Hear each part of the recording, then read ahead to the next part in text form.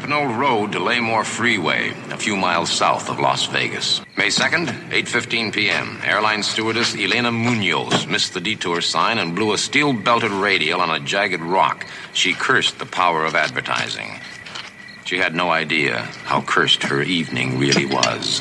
That was the voice of reporter Carl Kolchak in the case known as The Vampire, original air date October 4th, 1974, written by David Chase from a story by Bill Stratton and directed by Don Weiss. This is one of the original Kolchak adventures and kind of going back to the very first Kolchak adventure. I'm your host, Mike White. Joining me, of course, is Mr. Chris Statue. Well, hi there, Mike. What did you think of The Vampire, Chris? So we talked a little bit on the Kolchak tapes about how there doesn't seem to be any mythology or reason why Kolchak is being disturbed by these monsters. And we'll talk about it more on the next episode, The Werewolf, which really does a poor job of setting that up. This episode, though, it revisits the Skorzeny character from the Night Stalker movie. And it revisits... Kinda. Well, I mean, the character's kind of, I don't know, the darkness of that character is present in this episode because we're led to believe the female vampire in this episode is a product of Skorzeny. Which, again, for this show, that's a little surprising because we haven't had something like that on this show up until this point, where something returns. That being said, I thought this episode was pretty good. There was a lot of really good character development. There was some good, I won't say action, but the monster was in full force. You got to see the monster doing its thing, and Kolchak was in fine form in this episode. It kind of kept a lot of the character interactions between him and the usual suspects, Greenidge, Vincenzo, to kind of a minimum, which I'm not a huge fan of because he works best when he's playing off of those characters as opposed to the one-off characters of the week. But outside of that, I thought it was one of the stronger episodes of the show that we've seen so far. What about you? Yeah, I liked it quite a bit. I'm glad that he was able to get away from Chicago for a little while, though to your point, it is nice when he interacts with Vincenzo and Ron Updike in person. But he gets a little bit of that at the beginning. I like the way that he kind of uses reverse psychology to get himself sent out on this assignment. Updike picks up on that in that scene. He's like, do you see what he's doing? And he's right. And then he's like trying to pretend like that's not the case. Yeah, the way that he just is like throwing out these books. And sometimes I wonder if those are actual real books that he's even throwing out or if he just is making everything up whole cloth. Carl. Oh, no, not me, Tony. No. I'm in it up to my eyeballs right here. Carl, do you mind if I make the decisions on the utilization of manpower around here? Whatever you say, Tony. I have read a few articles on transcendental meditation, and I feel I could handle the story pretty well.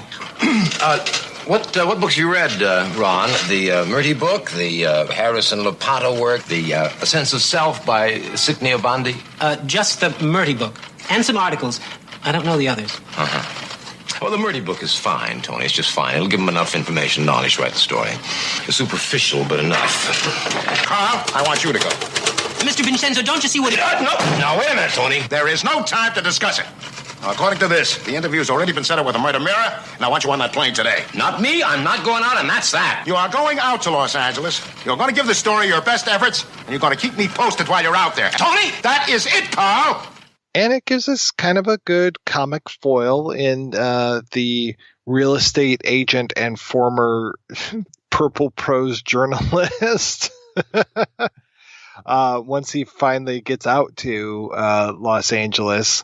And I had to keep reminding myself, being more of the Midwest, I had to keep saying, okay, Las Vegas is very close to Los Angeles, so it makes sense that we start in Las Vegas and the action quickly moves into Los Angeles. So there wasn't that, well, why is this so far away? But no, it's actually pretty darn close. Yeah, no, the distance between the two cities I think is like an hour and a half, maybe like 3 hours actually. So it's not that far, but Kolchak seems to get around, if that makes sense. Outside of some of the kind of the usual issues I have with the show, I really liked it. he also had a good police officer to play off of, and people my age will recognize him as Mr. Feeney from Boy Meets World, though, like... But, I mean, that's what I recognize him from.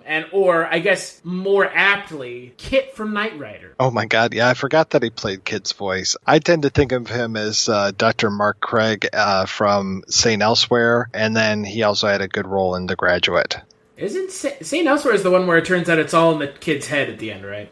Yeah, I never watched that final episode, and I think I kind of was better off for it. Well, I think you are, because then I'm pretty sure, like, there were characters on that show that were then in other shows, so all these shows together are in some child's mind, including, I want to say, The X-Files is part of that. There's, like, a whole Wikipedia page about, like, the universe that is contained within that child's mind. Whatever, because apparently people don't give a shit about the way shows end, so just have it end on some insane non sequitur. So... yeah. But yeah, I recognize William Daniels, one of the most just like blandest named actors in the history of acting. I recognize him as Kit from Knight Rider, and he plays a pretty good foil to Carl Kolchak. One of the reasons I went into police work is because I thought I'd meet all kinds of people, interesting people. That's the truth. But you're not interesting. You're just idiotic. Yeah, he's pretty great. I've tried to get an interview with him. Unfortunately, that didn't work out. I want to say he might be writing his memoirs right now, and it's one of those things like when you write your memoirs, I'm not going to do anything until the book's out, and then maybe I'll do some interviews after it. But when people are writing, they tend to just like, no interviews. So, because I want to talk to him about The Parallax View. He's also in that, and that's one of my favorite thrillers. We always talk about how Kolchak doesn't have a police officer or an authority figure to play off of constantly. It's always like a rotating bag of people. In this episode, it's him. In the next episode, it's someone else. And I think, for me, William Daniels is the strongest cast one that we've had up until this point. He's also given a lot more screen time than most of them. Well, it's very surprising when Carl goes into the one apartment and Daniels is there. It's like, whoa, I didn't expect this. But then I like how Carl kind of turns it around and is just like, you don't know what the hell's going on. If you did, you wouldn't be here looking at this stuff basically the same way that I am, is what he's saying. Yeah, he really turns it around on him there in that scene, which is it's one of the better scenes in the entire episode. And it's kind of nice. We get a little cameo from Larry Storch at the beginning, who kind of sets the whole thing up. And Storch, surprisingly, not overhamming everything in that scene. I mean, he kind of owns the scene as the Swede, but and I also like that interaction that he and Ron and Carl are all having at the beginning there, how Ron wants to get into television broadcasting and is trying to pump the Swede for more information. Meanwhile, Carl just keeps, telling him to buzz off because he wants to know more about this series of unexplained murders where there's a large quantity of blood missing. Yeah, and it just happens to be another vampire. Just happens to be. Yeah, it just happens to be. A vampire hooker, nonetheless. She kills, is it her sister that she comes back and kills? I think so. I read the script for this, and there's a moment in the script where a character named Ichabod Grace, who's played in the actual episode by Jan Murray, a very, very Caucasian gentleman, but in the script, reading Ichabod Grace's description, and with the name Ichabod Grace, I was kind of under the impression that he was a black guy. So I thought for sure we were going to get, imagine that, another African-American character inside of a Kolchak episode. And unfortunately, that wasn't the case, though I have to say that this guy, this Jan Murray actor, though he does a great job, probably the most unlikely pimp I've ever seen in my life, because the guy's got to be, 50, 60 years old, white hair, very distinguished, but he just swoops in on this vampire and was like adding her to his stable right then and there. It's like, come on, baby. I'm offended by how racist you are, Mike. You were expecting a black man as a pimp? I get that a lot. Yeah, right. So I've heard. Yeah, it was a little surprising. It kind of doesn't make a whole lot of sense when you think about some of the other characters we've had in the show that have been pimps. I mean, I guess he's like a Las Vegas pimp. He's like an old white guy. Equal opportunity employer, I suppose. Yeah, sure. Yeah. The reason Kolchak is sent to Los Angeles is to interview like a yogi? Yeah, a guru of some sort, yes. Yeah. And then that scene was just bizarre between him and the yogi. Yeah, where it's like, you didn't show up, so you're going to have to get used to being disappointed. You will never be able to speak to this guy ever because he's already gone. Yeah, I'm sure Kolchak really cared. Yeah. Right. But then he manages to talk to the real estate agent, who happens to be a former journalist, and she says, and he comes up with the idea of, hey, how about you write the story and I'll proof your work, put my byline on it. Here we go, 1970s feminism, where are you? I'll put my byline on it and then we'll get you out there. And then eventually we'll get you a roll on the paper. How about that, honey? Kolchak is a prick. I mean, we've seen it at this point that Kolchak is not the most forward-thinking character, not the most progressive character on television. So at least he didn't call her a dumb broad. That's true. And she is being played by Kathleen Nolan. The character's name is, what is it, Faye Krueger. I thought they kept saying Freddy Krueger every time she's on screen. I mean, come on, it's pretty close. If you say it fast enough, it sounds like it. True. She has been in a ton of stuff over the years. So as I'm here, like, she's got a really distinctive voice. So when I was hearing her voice, I was like, I know I've heard her before. I can't exactly place it. And then looking through her filmography, I'm like, okay, I know I've seen some of these shows that she was in, but like, she was in The Real McCoys for a long time as Kate McCoy. And that one was just a little bit before my time, so I never caught that one. One of the problems I have with this show is that female characters that play off of Kolchak are never written very well. They're not very deep characters. And she doesn't break the mold, let's put it that way. Yeah, she's not particularly bright. Yeah, no. I mean, to the point where she lets Kolchak exploit her, I guess. Yeah. And then the whole weird moment where there's a little bit more of this in the script, too, when he asks her for her lipstick as he's sending her out of the room. And there's this implication that Carl is a cross-dresser.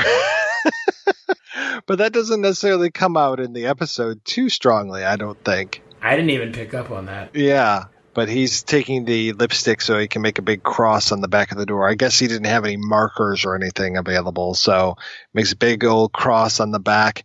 And then we have it kind of reminded me of the masseuse incident. What was that? Was it in The Night Strangler when he goes in to get the massage and he wants to set up the camera because he knows that somebody's going to come in and try to kill her? Yeah, it was that one, yeah. Yeah, you know, the scene that I enjoyed the most in this episode was the scene where he's not really fighting the vampire, but the police are fighting the vampire, and then the police officers are getting thrown full sail through windows, and Kolchak's just like sitting there like, like ducking under them. Like, right. So just kind of like lackadaisically, he's just like, yeah, whatever. He just like ducks under them, and then there just happens to be some pieces of metal that he can turn into a cross. Right. Yeah, that was my favorite scene because it again, this show sometimes it follows like a formula. It doesn't even follow a formula. It does follow a formula. And when it kind of changes the formula a little bit, like this episode did, I kind of like it because we don't always get to see the monsters in like broad daylight. Right. We actually have very rarely gotten to see them in broad daylight. And she's pretty scary. I have to say that. She's just like Skorzeny. Oh, yeah. And I like how the other prostitute's like, yeah, she puts on a pound of makeup. She's fucking dead. Yeah. Because she's been dead for 3 years, we find out at the end of the episode. Again, nice continuity that they're keeping. Yeah, exactly. Now, that scene with the police that you were talking about, was that around the time that she took out the football team? The pimp, Ichabod Grace is supposed to send the vampire over to Carl's place, but he ends up sending her to this football player's place. And then he sends this other girl over to Kolchak, and that's when he tries to, like, doesn't try to stake her, but he has the cross and everything, and she's just like, what kind of kinky scene is this? And then, the vampire goes over to this football player's place and takes him out and, like, the whole, I don't know, first string or whatever you call it. And I think that's when the cops show up. Yeah, that must be. Yeah, that's right. Yeah. I guess I didn't catch the football player part. It was very... it was in his voiceover, and they didn't really spend a whole lot of time with these guys. I kind of wish they had a little bit more. And they didn't necessarily spend a whole lot of time with those warlocks that they called them either. Though I like how, it's 1974, so we're not quite into the satanic panic at the moment, but, it's okay to start pinning crimes on Satanists and, anyone into Wicca and stuff like that. When in doubt, Satanists. Oh, yeah, exactly. When in doubt, Satanists. The whole idea behind her being a progeny of Skorzeny, one of his quote-unquote vampiric children because she was turned into a vampire by him. I mean, they did a really good job of reinforcing that with the way that she was interacting with Kolchak. I mean, she did exactly what Skorzeny did. She didn't talk at all. All she did was hiss, just like he did. Which, again, and she had the super strength, which I really liked. I liked that there was some consistency in the rules, the mythology that was set down in the show. Because this is probably, I'm assuming this is the only time that we ever have a reoccurring monster in the show. I think you're right. I mean, we'll have to see as we go through, but I don't think that werewolf's going to come out of the ocean anytime soon and go after Carl. Oh, God. So why don't we go ahead, take a break, and we're going to play an interview with the producer of Kolchak, cy-chermak, and we'll be back with that after these brief messages. Well, Eric, would you say that we're just two dudes who love talking about movies over at the Culture Cast? I mean, yeah, I don't know if dudes is the correct nomenclature, though. Dudes, bros. Okay, what about movie nerds? No, okay, dudes is fine. Not nerds. Anything but movie nerds. Well, over here at the Culture Cast, we talk about new movies, overlooked gems, classics, and some films that cause us to question our sanity twice a week. Yeah, Hot to Trot comes to mind for sure. Yeah, Hot to Trot was a real mess. So make sure to check out the Culture Cast on iTunes, Stitcher Radio, and wherever you get your podcasts.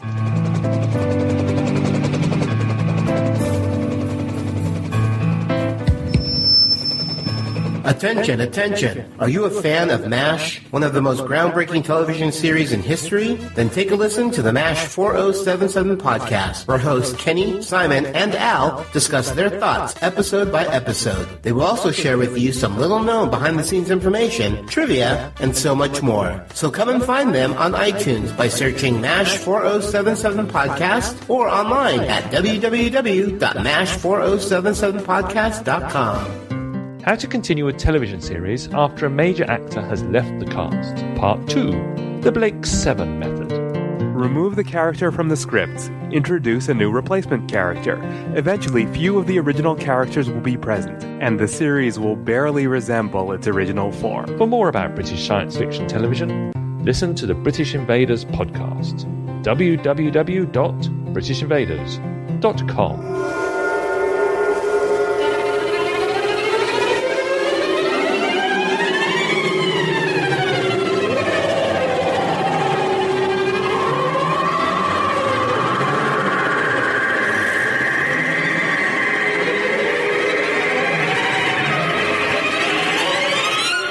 How did you decide to get into show business? Well, I'm not really sure whether I ever decided to get into show business.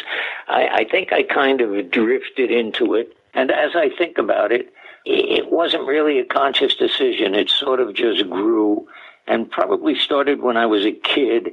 And on rainy days in Brooklyn, we were in one finished basement or another playing cops and robbers or cowboys and Indians. And I was always the stunt man who could get shot and take the fall. And even at 10 or 12, I remember getting my lessons on how a man behaves like a man from the movies. And we all got our cynicism from Bogart. We'll always have Paris, or our humanity from John Garfield, who said, what are you going to do, kill me? Everybody dies. And, of course, the devil-may-care heroism in the face of insurmountable odds, like Cary Grant in Gunga Din marching into a room full of thugs and saying, well, now you're all under arrest. Then there was my sister, who wanted to become an actress and instead became a world-famous antique jeweler.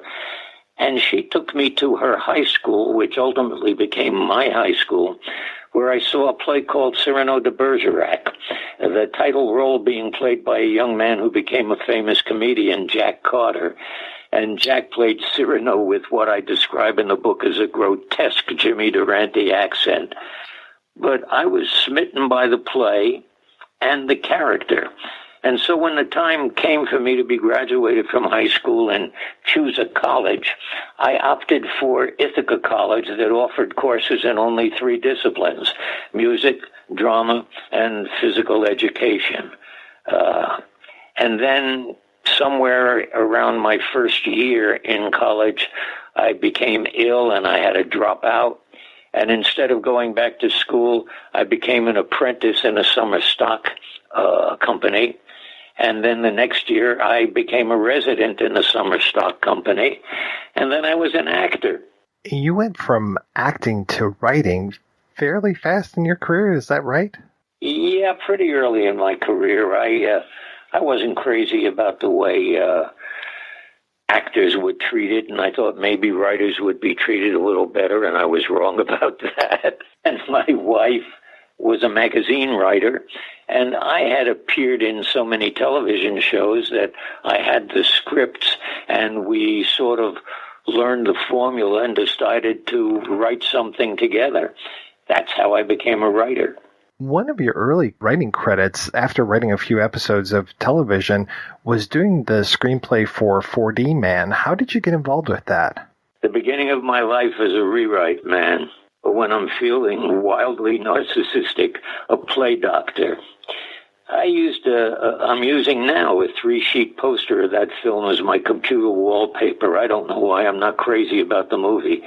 It was really the first thing I did. There was a producer by the name of Jack H. Harris, and somehow or other, whether my agent put us together or what, I don't recall. And by the way, this might be the first time in our interview that you hear me say I don't remember, but it's only the first time. I say that a lot. And he put me together with the director, a guy by the name of Shorty Yeworth.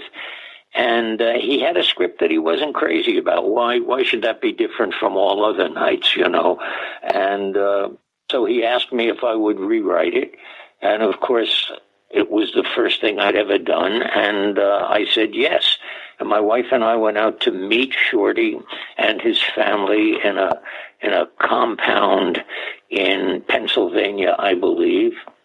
And we discussed it. They gave me the copy of the script they had. And much like a story that I tell about Harry Cohn and a writer by the name of Frank Fenton in the book, I read the script. I didn't like it. I threw it away and wrote a different script. You obviously had some pretty big hits when you finally became a producer, which you stuck to producing for a long darn time, and I would say that is primarily what you're known for. One of your early hits was Ironside, and I've heard stories of people going to great lengths to accommodate Raymond Burr and his love of the teleprompter. Do you have any memories of particular challenges when it came to his use of the teleprompter? No, Mike, I don't think that there were any challenges. He was just so expert at using the teleprompter. He was smarter than the teleprompter meant. He made placements himself, and the sight lines were always correct.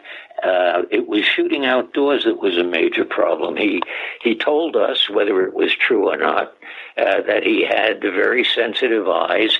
He didn't like to be pointed into the sun, and that became a problem because we shot a lot of stuff outdoors. If we didn't do that, it would look as if we were shooting in a closet. But the teleprompter, he was a genius at.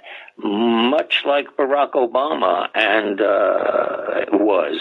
And you can tell the difference when someone like Donald Trump is using a teleprompter and it's not set properly and he squints his eyes and you know he's reading. Raymond Burr was always great at it, so there was no point in complaining about it or making a big deal about it. He used it very well, and the only people that knew about it were the people on the set. This interview is for a podcast dedicated to The Night Stalker, and I know your experience on the show wasn't the most pleasant, but where was the show at when you came to produce it? Had it even started to air yet? No, it hadn't started to air yet. I don't remember how many, but we had... I'm not sure whether we had any in the can at all, Mike. I mean, you might have to do a little research on that. I know we had 4 or 5 scripts. Thinking about it, I believe that we were shooting because I recall that the first action that I had to take when I took over the show was to shut the company down. Whether I shut them down because we were in preparation and we were about to go on the stage, I can't be sure. I think we might have had 3 or 4 in the can.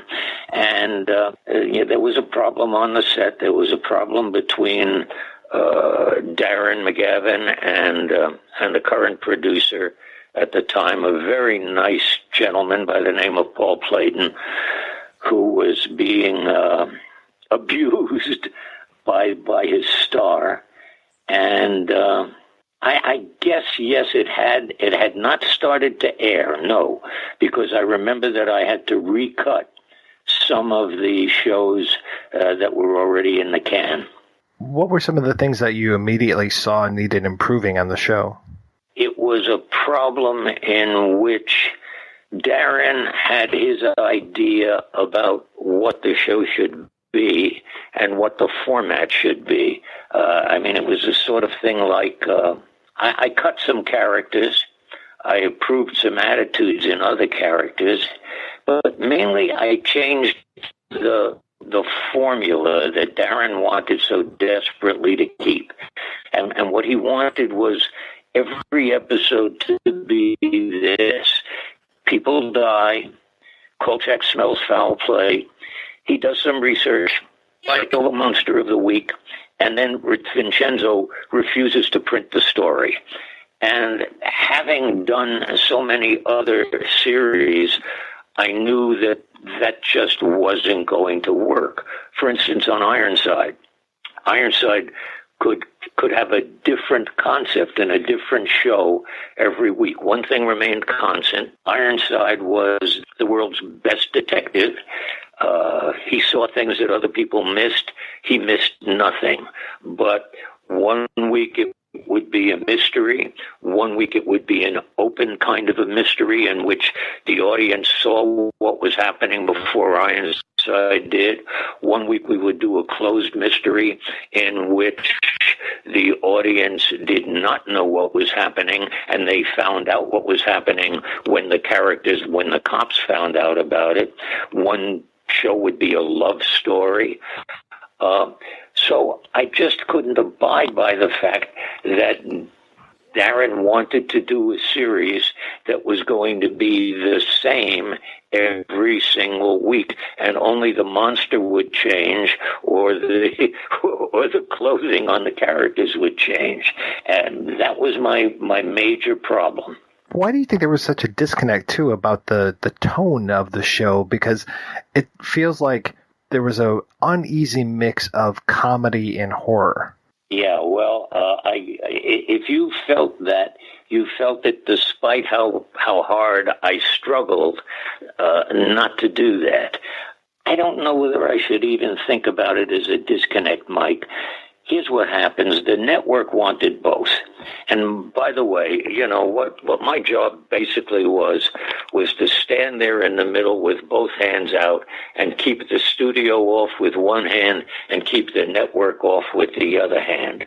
But what they wanted was horror and comedy. And I knew in my heart that's not going to work. I think I learned from a show called Barbary Coast that comedy westerns just don't work. But humor in a thriller can work if done correctly. And that is what my toughest job was to get the networks to understand we were not doing sitcoms. We were not doing comedy. We were doing horror that had humor mixed into it. And the difference between comedy and humor is something that network execs don't want to learn. What was it like working with Simon Oakland? Oh, he was an angel. He was one of the good guys. He kept himself above the fray. And because he had to work with Darren every day, I allowed him to stay away from me, and vice versa. And this was an early opportunity for David Chase. What was your relationship like with him? The relationship with him was like that of the showrunner with one of the rewrite men. He and a guy by the name of Rudy Borchardt were on the scene when I got there, and they proved themselves to me very quickly, and they stayed until the very end. Now, in an interview with someone, David referred to me as very droll. And we haven't run into each other in 30-odd years, so I never got a chance to ask him what he meant by that. But he was a great rewrite man, and of course he did some originals too, but mostly they were rewrites because I like to work with freelance writers and not have the scripts originate in my office or in somebody else's office. And David would take a script home that I would tell him I didn't like, and I would tell him what the reasons were, and I would tell him what it is that I thought should be done. He'd go home on Friday with this bad script, and he would come in on Monday and put a new script on my desk and say, "It's not very good, Cy, but it's the best I can do under the circumstances, and if you want me to take another run at it, I'll do it." And usually it was always very good. Why is it that you would prefer scripts to not originate in your office? Well, because I think that there are, and still are, there were then and still are, hundreds, if not thousands, of experienced, expert screenwriters in our town who are members of the Writers Guild of America, who are capable of bringing in stories that no showrunner can think of by himself. And basically, I had one objection to showrunners who wrote everything that they put on the air. First of all, I don't think that they could be nearly as good. I mean, everybody wasn't an Aaron Sorkin. But for the most part, we just shut out a whole creative community. And I never did that. I had the guys bring us the stories, and then we let them write the first drafts and sometimes the final drafts. But very often, they just didn't understand what the overall arc of the series was, and what my job was to maintain the concept of the series as a constant. So I always had a staff like Bill Gordon and Jim Doherty, like Rudy Borchardt, David Chase, who could take and make little pencil changes to what the other writers had done and keep the show on track. That's what I had to do, was keep it on track. Who were some of the people that you enjoyed working on with the show, whether behind the camera or in front of the camera? There wasn't much that I enjoyed working with in front of the camera. And that's because Darren and I had this don't ask, don't tell situation going on. Every time I would show up on the set to speak to the director or somebody else, Darren would say, "I got to go to the toilet." And he would go to the toilet, and he would stay there till somebody told him I left the set. So there wasn't much interaction between myself and the people in front of the camera. But I think in some ways the set designer and the DP, the director of photography, were the most important to the show if you don't count the writers. If you watch any episode with a critical eye, I think you might agree with me that sometimes the set design was just as important as the silly monsters that we tried to create. I saw one the other day. I don't remember what the title of it was. I watched almost all the way through it, and it took place in a sewer. That sewer was very hard to shoot in. It was, I don't know how we ever did it. I was in my office, but they shot in a sewer. And that's the kind of stuff that I liked. As far as in front of the camera, one of the things that I think I'm most proud of is the guest cast that we put together.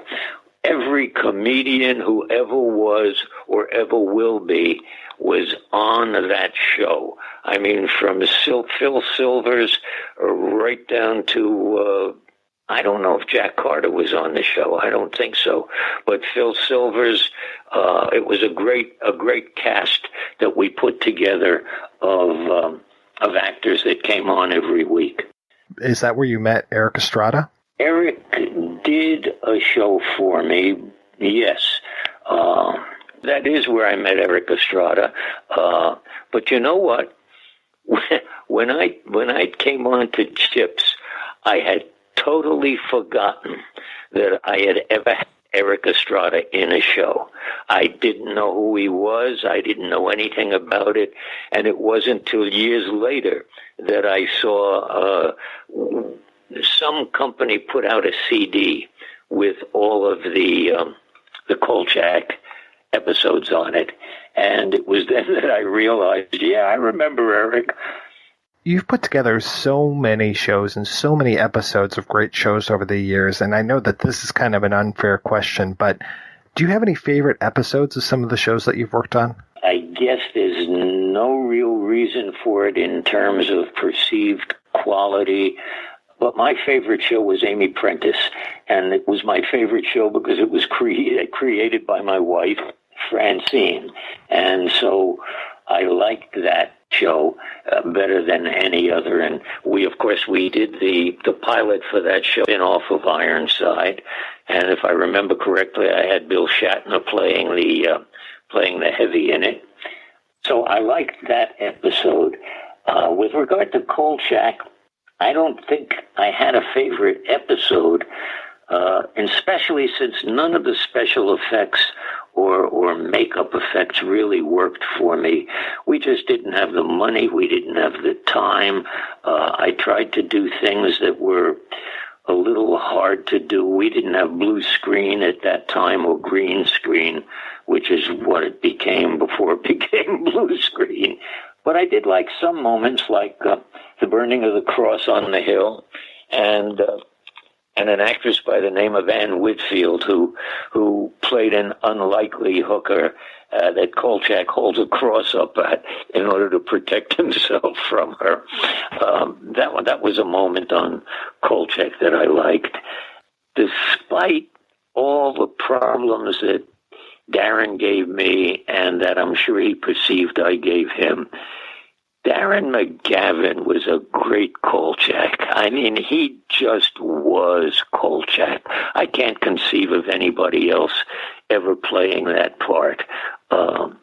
So he gave a lot of moments, as did, by the way, his double, who walks like him, hunched over like him, and if Darren wanted to be in the toilet for a while, then his double would walk away from camera, and it looked like Darren. But Darren-McGavin was a great actor.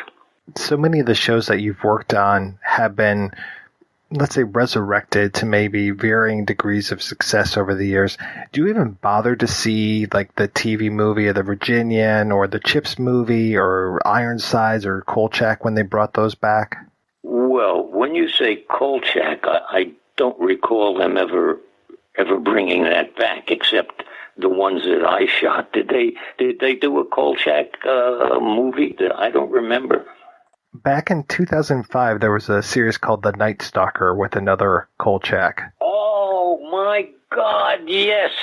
I remember that, but I never saw an episode. Now, listen, Mike, I don't know what you might think of this, and I don't know what your listeners and viewers might think of me, but I never saw one episode of the last season of Chips or of Ironside, or for that matter, The New Doctors. When I was through with the show, or vice versa, I went cold turkey.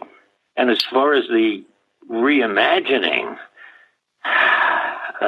Mike, I never met the gentleman, but when someone like Dax Shepard plays with a concept that I took years developing and maturing, I feel a little bit like the father who's holding his newborn daughter.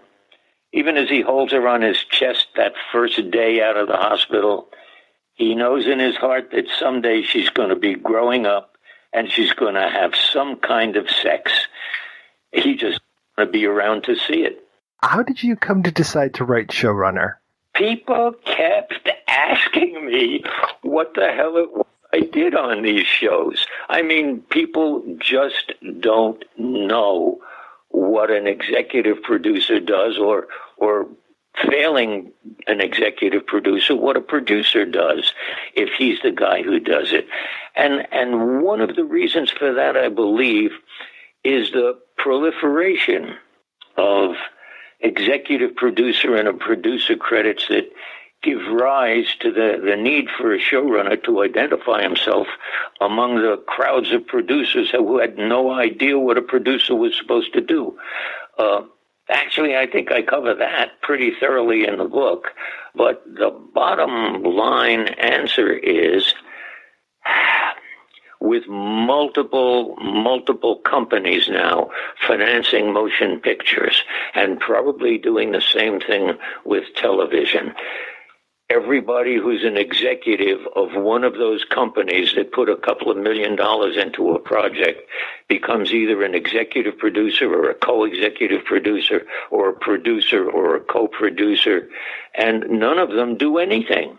So what was it that I was doing while I was a producer? I thought I had to explain that I was running the show. You know, when I was coming up, people would talk about Aaron Sorkin, Aaron Spelling, Stephen Bochco, and it wasn't until about a decade ago that I even heard the term showrunner. Was I just being dense about that, or did it kind of come into the popular parlance with people like Brian Fuller and Vince Gilligan, Shonda Rhimes?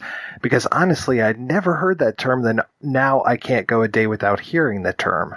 I think that you have it. It was about 10 years ago, and I think that what happened is people who were working, as I was not, just got tired of having 5, 6, or 7 other people perceivably taking the credit, presumably, for what they did.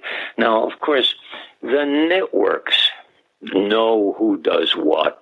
So even though the credits may show a half a dozen executive producers and a half a dozen producers and co-producers and associate producers and assistant producers, the networks know who is making the show, who's making the decisions, who is running everything. So it's not for them, but it's for the guys who see all these credits. And tell me the honest truth. When you see a movie and it doesn't get started for about 3 or 4 minutes because there are 5 companies that had a little piece of it, and then there are at least 7 and maybe even 10 executive producers or co-producers, that's what it's all about. So that's basically why I wrote the book. You read the book, and you know, when I want to get sarcastic and somebody says, what does a producer really do? I say nothing that he can't get somebody else to do for him, or if he's really a working producer, then he does it all. I really appreciate the way that you speak to the reader and the way that you're taking the reader through the process. You know, this kind of so you want to be a showrunner really works well as a concept for the book. I'm so glad. I'm going to take that as a compliment and not have to bother asking you how you liked it because you've already told me. Yes, it is fantastic, and I really appreciate the work that you've done. Well, the work that you've done over the years, and then the work that you did on this book. So thank you so much. This has been a real pleasure talking with you. Well, Mike, I'm glad that we finally did it and that we got together. And now I have to get onto my computer and go back through all of those reams of emails and see if I can remember what we said to each other.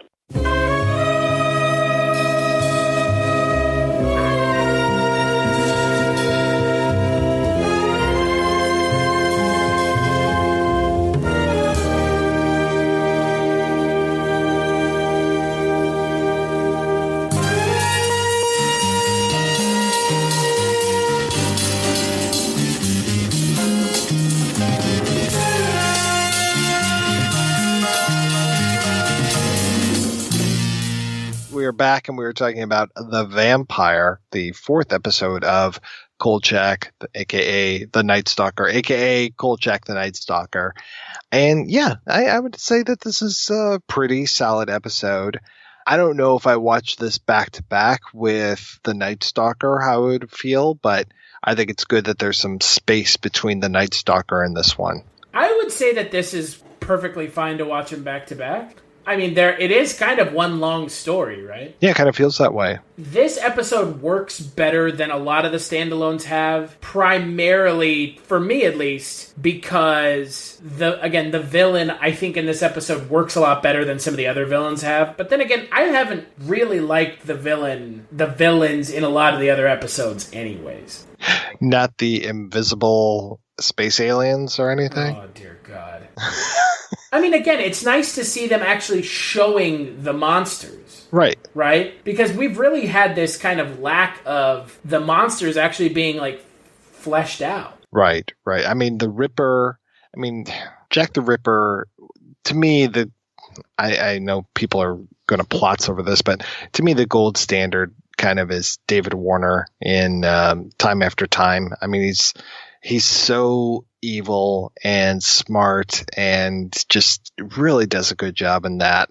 And I'm trying to remember if the Ripper even says anything in that episode of Kolchak. So obviously the zombie doesn't say anything, and obviously the invisible space alien doesn't say anything. So far, I don't think we've really had too many talkers other than Richard Anderson in The Night Strangler. And yeah. And Richard Anderson is not given a whole lot to do anyways because he only talks right there at the end. Exactly. Yeah. And I don't even think, like, for most of the episode, he even knew that Carl was after him. I mean, Skorzeny knew that Carl was after him, at least after that, like, hospital scene. So, and Carl was there for many of these attacks. I mean, and even in this episode, he's there for at least, the final thing where he dispatches of the vampire, but he's also there witnessing one of the attacks. So, he's got some ties to it, as opposed to like the alien from the last one where he's just really nowhere to be seen, or the alien. Not even talking about the alien, but Carl is not around when the alien attacks are happening. He's almost always there afterwards, other than those, again, cops flying through the air with the robbery. But it's like, yeah, he can't see anything, and the alien has no idea who he is, what he is, that people even exist, really, other than food. Yeah. I'm glad that in this episode of the show, we also have Kolchak murdering yet another vampire, which I thought was pretty funny. That he kills another vampire, right? I mean, I just think it's hilarious, because, I mean, that's one of my favorite things about the first episode of this show, is that Kolchak straight up murders someone, right? Oh, yeah. And then he straight up murders someone again in this episode. And I didn't even realize he killed her. It was like, and now she's dead. And he was like, the coroner's report came back. And I was like, wait, what? Yeah, that was a little confusing to me as well. Like, how did he kill her? I guess she was... Now, there's the big fire going on. He lights the cross, which is a pretty great visual image. But yeah, I don't know. It sounded like she was in the house somehow. I mean, yeah, that was a little confusing. Yeah, I didn't understand how she died. I thought that she just got, like, captured, I guess. Right. So, I have no idea. I couldn't tell you. Again, like I said, I was completely surprised when they were like, the coroner's report came back. I was like, I didn't even realize she died. Yeah, and I've watched this one multiple times now because this is, it stands up. Yeah, this really is one of the better episodes of the show that we've seen up until this point. So, at least as far as I'm concerned, it's one of the better episodes. Again, it kind of checks all the boxes for me, which is, good villain, a villain that we actually get to see, some interesting backstory to the villain, Kolchak actually, like, being part of the conclusion of the episode, which we hadn't had in the last couple episodes. Well, at least the last episode, the alien one, he wasn't really... I mean, he was, but the way that episode ends, like, I still am having a hard time removing my feelings about the alien being invisible from everything else. Well, yeah, and he doesn't really stop the alien. He just watches the alien leave. Yeah, there was no stopping the Predator in that episode. Well, you gotta have Predator, too. When it comes back for Kolchak's head. So, Chris, what is going on over at the Culture Cast? Well, right now we are finishing up Schwarzenegger September, talking about some lesser-known films. Some films that maybe have gotten kind of overlooked. Junior is one of them. Wow, you're digging deep. Digging deep on some of that Junior life. We are wrapping up Schwarzenegger September. So you can follow me over on Twitter at CultureStash, and you can also follow the website at CultureShocked, and we're on iTunes, the CultureCast, so check us out. What's going on with you over at the projection booth, Mr. White? Well, we are just wrapping up Czechtember, where we're talking about 4 films from the Czech New Wave. Also, coincidentally enough, we just dropped an episode about The Running Man. So I guess Schwarzenegger September is big everywhere, not just at the CultureCast. Yeah, good old Richard Bachman, dude. Oh, that's true. I guess it was a Bachman book, not a Stephen King book. So my bad. Yeah, right. So you can follow me over at Pro Boothcast, or Pro Boothcast, as some people pronounce it, over on Twitter, or come on over to the website, projection-booth.com. And as always, you can find out more about this episode of the Kolchak Tapes over at kolchaktapes.com. If you want to leave us some feedback at that site, that would be great. If you want to leave us a review on iTunes, that would be even better. The more reviews we get, the closer we get to being in that, what is it, Chris? The new and noteworthy section? Mm-hmm, top 50. That's right. And if we break the top 50, we're going to have a special surprise. Well, it's not a surprise. We talked about it in the last episode, where we are going to go to Chicago and do a live Kolchak episode. It's true. I made the challenge. If you guys deliver, we'll be there. I'll do the road trip. Why not? Yeah, let's do it. Sure. Let's go get some hot dogs and chocolate in Chicago. We're with the INS, which apparently is like the FBI, that some people think. Well, I think she thought it was the IRS. Yeah, something. Because that was actually a thing back then. The whole idea of like these Maharashis, these yogi type people. I mean, if you're a fan of the Beatles, you'll know that they kind of were under the sway of, a yogi. And then I'm trying to remember, Reverend Sun Moon. What was it? Sun. I can't remember the guy's name. I'm totally blanking. Is before my time. Yeah, well, it was, the 60s were a very turbulent time. The 70s were very much a time of introspection and spirituality. So people were getting into things like Est and, Orgone and all this kind of stuff. So a lot of people were looking to Eastern religions. And so we had people coming over here, and some of them were hucksters. So this whole idea of Carl being from the IRS and investigating this guy and setting off the one woman. It was kind of a topical joke in 1974. So imagine that. I'm imagining it because I completely missed it. Yeah, so there's your civics lesson for today. There it is. Yep. So come over to kolchaktapes.com, leave us some feedback, go on over to iTunes, leave us a review, or any place that you happen to get the podcast. It would be always great to get some feedback. We've got a Facebook group. I want to thank John Walker for coming up with the theme to the Kolchak tapes. Other music heard in this episode, of course, Jill Malay's fantastic score. So can never say enough about that opening to The Night Stalker and that amazing theme. And we'll be back next month talking about The Werewolf, another original Kolchak episode. Going back to our good friend Alan Barron, one of the directors of that episode, and surprisingly enough, Paul Playden, though he's out as producer, this is one of his scripts, he and David Chase. So we'll talk all about that next month on the Kolchak tapes. They booked me for murder, just like I thought they would. But then, after 12 hours, they let me go. They never did say why. But as I was sitting in Lieutenant Mateo's office waiting for execution, I happened to see a coroner's report on Catherine Rawlins. I quote the coroner. The tissue structure of the individual appeared to be that of a female, species human, who had been dead at least 3 years. This is a medical conundrum for which I have no explanation. 3 years.